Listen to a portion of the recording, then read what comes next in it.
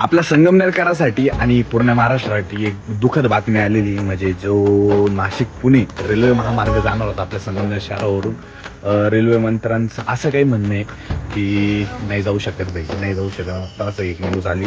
तर त्यावरून भाई दुःखद बातमी, ह्या गोष्टीमुळे एवढा फायदा झाला असता पब्लिकचा जर रेल्वे आली असती, विद्यार्थी वगैरे किंवा बिझनेस किंवा देशासाठी बऱ्याचशा गोष्टी घडल्या असत्या. कारण हा पूर्ण एक ट्रायंगल येतो नाही का, नाशिक पुणे मुंबई पूर्ण ट्रायंगल येतो या बाबतीने तर नाही का, ही गोष्ट व्हायला पाहिजे होती. पण ऍक्च्युली आता या पाठीमाग काय कशा गोष्टी घडू राहिल्या की कोणाला सांगता येणार. कारण हा मुद्दा कितीतरी वर्षापासून ताणला जाऊ राहिला, रेल्वे रेल्वे रेल्वे क्लेरिफिकेशन येत नाही. सर्वजण म्हणजे नेते मंत्री कोणी असते ते सर्व म्हणजे ते जाऊन आले तिकडं, तरी पण नाही हो राहिल्या गोष्टी. या माग काय अडचणी येऊ राहिली, काय तुमचं काय या गोष्टी मत आहे ना, एकदा कमेंटमध्ये नक्की सांगा.